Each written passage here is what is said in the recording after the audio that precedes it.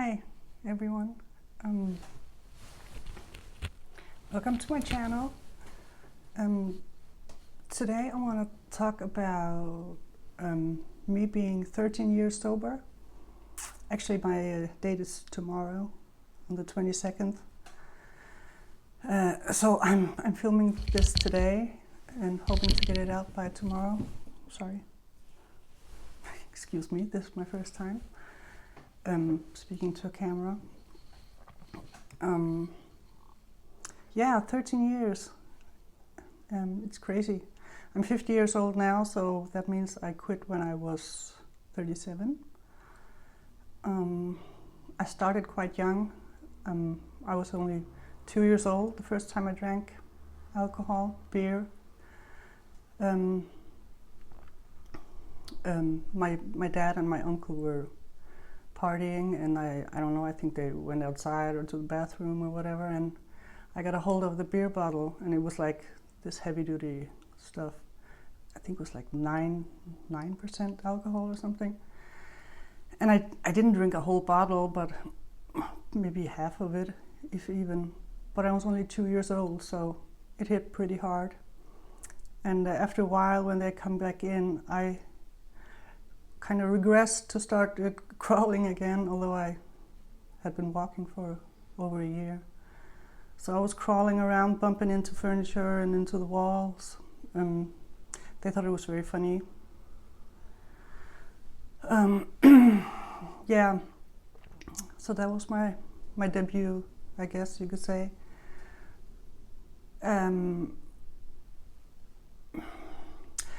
I remember always being a child, I always liked beer, and I always wanted to taste people's beers, and usually I was allowed to get just a little sip, you know. But I would, pretty often I would,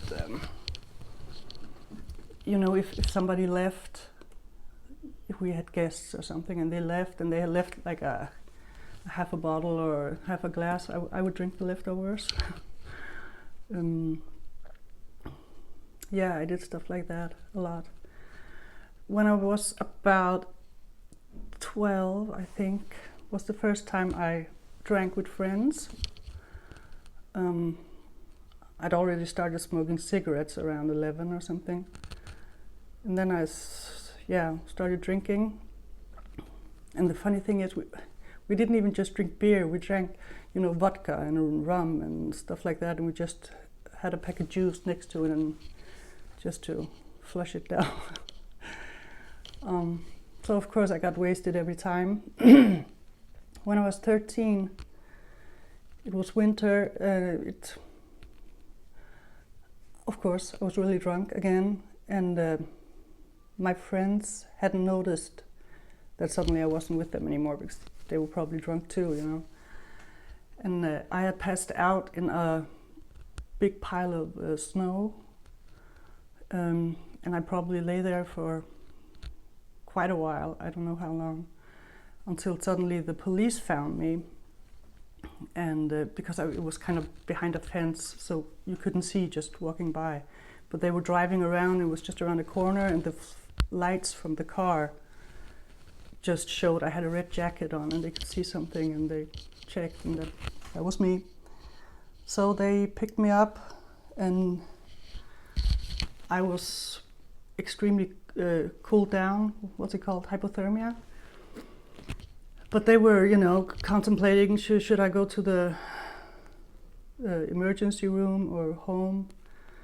But I think they decided to take me home, because at the hospital they would just have tried to keep me warm. So they brought me home. By the way, on the way home I threw up in the police car. Yay! Very nice. And they told my mom to take me into bed with her, so she could, you know, get me warm again with her body heat and stuff. Yeah. So that was that. And I just kind of kept going like that from then on. I always wanted to drink. I always wanted to party. You know, I always wanted to go out, and as I think back on it now, it wasn't always about I want to go with these people because they're nice and I want to have fun. It was just like, I want to get drunk. Who wants to get drunk with me? Kind of, you know. Yeah, and I've done so many bad things, and I thank God from the bottom of my heart that I didn't hurt myself and that I didn't, more importantly, hurt anybody else. At least not physically. I probably have emotionally, I don't know. Yeah, I've been in dangerous, stupid situations a lot of times. And I've done some other drugs too, but alcohol was always my drug of choice, if you can say that. I liked Coke a lot, but not because it did anything to me like that. I just felt calm. But the best part of doing Coke was that I could drink even more without getting drunk. So yeah, it was horrible.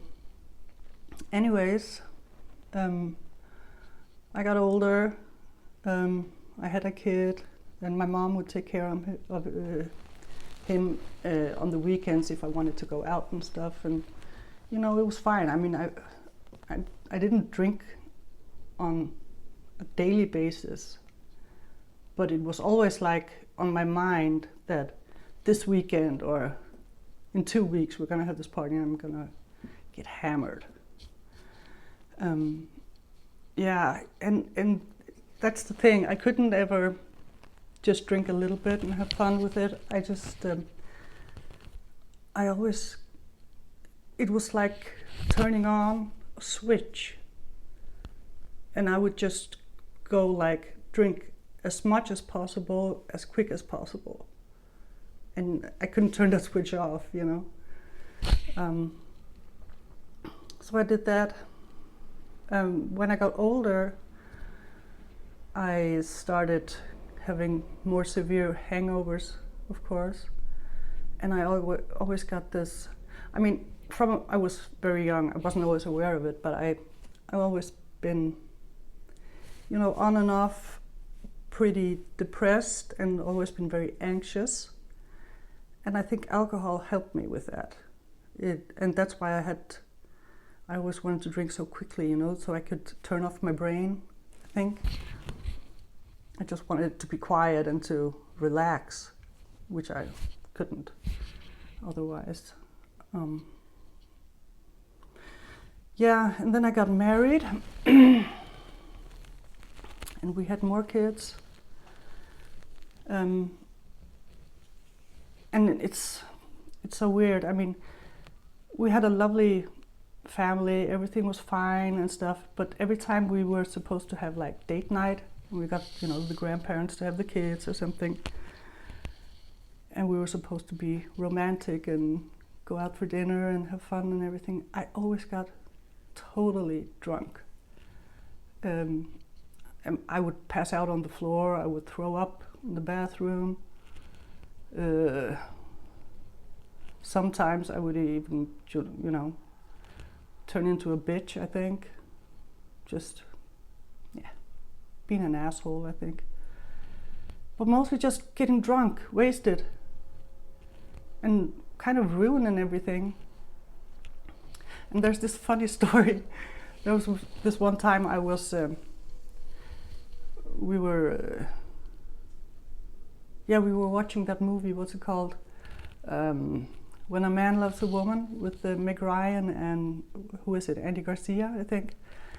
And I was sitting there with I think on my second or third bottle of red wine, and just crying because that's me, I'm just like her, you know. And my husband was like, well, he's now my ex-husband, he was like, well, if you think you drink too much, then stop, you know. Yeah, it was just so ironic, I think. Anyways, yeah, so I tried several times not drinking, you know. I could go for weeks and months. I once went for 8 months, you know. And being able to go for that long several times, that kind of convinced me that I didn't have a problem. Because if I really had a problem, I wouldn't be able to do that. But I did have a problem, because whenever I started again, I couldn't just have one glass of white wine with lunch kind of thing, It was like, again, this whoosh. I have to have more, and I remember we would be, like family functions with kids and everything, and you would get a beer or a glass of wine with dinner or with lunch or whatever, and people would sometimes, maybe take two or something. And after the first one, and I just, it's like I just sat there waiting for the time to pass, so we could go home and I could drink more. It's so weird, but that was what went through my head. Fast forward, I got divorced, we got divorced, which meant I only had the kids, we split like 50-50, so there were 1 week with him and 1 week with me, back and forth, and I had been a mom since forever. And suddenly, not having them there, and not knowing what to do, I didn't know what to do with myself. And the whole divorce thing also meant that it's like I didn't know who I was, what did I like? Did I just like stuff because he liked stuff, or did I really like it?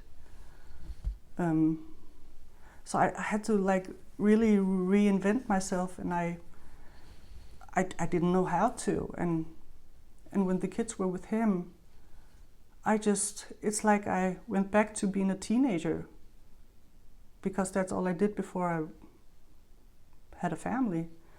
So I went back to drinking a lot. And then I drank, daily, all the time. No, not all the time, not during the morning and stuff. But you set up all these boundaries, but they keep moving.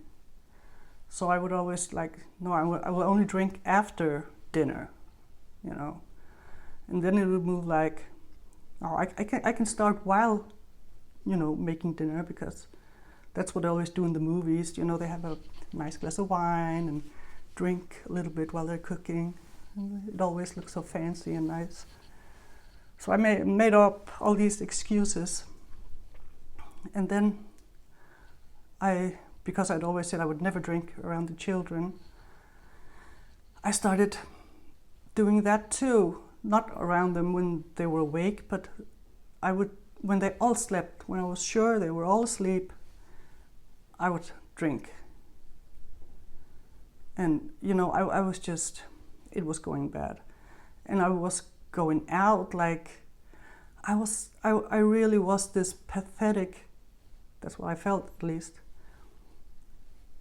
It's like a cliche, this pathetic divorcee who suddenly wants to relive their second youth, going out, getting drunk and embarrassing themselves. That was me. And I knew it at the back of my head, and I hated it, and I was so depressed, and everything fucking sucked. And I would constantly pass out weird places, at weird people's houses, and in a park, behind some bushes somewhere, on the front lawn of the, what's it called? We live in a kind of small town where, it was pretty in the middle of the town. I woke up at 5 a.m, and I had lost my jacket and my purse and my keys. I couldn't get in. It was horrible. Finally, after, I think, by that time I had started looking into AA, because I come from a family with a bunch of alcoholics and friends and all that, so I knew about AA. But I still was battling the whole, am I even an alcoholic? Because I don't drink in the morning. I never wanted to drink in the morning. But yeah, I decided to go to an AA meeting because this had to stop, because the last time, the day before I made the decision, I got a black eye. And I was mortified because I didn't know what to tell people, most importantly my kids, because they would ask, Mom, what happened to you? Why do you have a black eye? And I didn't know what to say. I think I said I bumped into a door or something, just like, women who get abused do. So I went to this meeting and I cried. I had really long hair back then. And I was just sitting there trying to cover my black eye. But that turned everything around for me, and pretty much right away, I think I was there for I attended meetings for 2 weeks or something. I got myself a sponsor, most wonderful sponsor. She was so great, no bullshit, and she was very dun dun dun, and I needed that. Yeah. So that's my story. I've been sober ever since. I'm really, really happy. And I love my life now. I'm not saying it was perfect right after I stopped drinking. Not at all. I still had to fight all my... depression and anxiety was still there, but now I was sober, and just not having hangovers, and the whole, it makes such a huge difference. But I still had that. I needed help, other than from AA, and I got that, and I've evolved. But the biggest help, besides getting sober, of course, and that's the whole thing, when you come to AA, they ask you do you believe in a higher power and stuff? And I've always had this ambivalent relationship with God. But are you willing to try, And I was like, yeah, I am.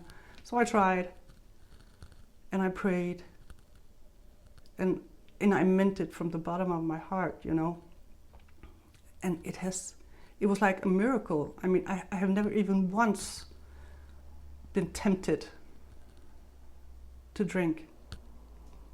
I have alcohol in my fridge because I have kids, grown-ups, who drink, It doesn't bother me. I never thought, because I've always wanted alcohol since I was like a baby almost, literally. And that desire, if you could call it that, it just disappeared. It was truly a miracle. And that's all God. I have no question about it. Because I couldn't have done that by myself, So the whole thing about willpower, and it was never an issue for me because I didn't want it in the first place, And I've never, ever wanted to go back because I knew how horrible it was. So yeah, I haven't been drunk, I haven't been hungover, I haven't done anything stupid, and I haven't been ashamed. And, the whole fear of meeting people, what, did anyone see me? What did I say? What did I do? And oh my God, the peace that I've gotten, it's unbelievable. And I've never taken it for granted. I never do. Every single day, I thank the Lord that I'm sober, that I'm happy, that I'm brave, that I'm not scared anymore, that I can be a good mom, be a good role model, be a good daughter, all that, you know. Yeah. Anyways, I just want to share my story. If any of you want me to elaborate on something, or if you have any questions, or you know, you can write it in the comment section, and I would try to answer it if I can. Yeah. So, thank you for listening. I love you. Bye bye.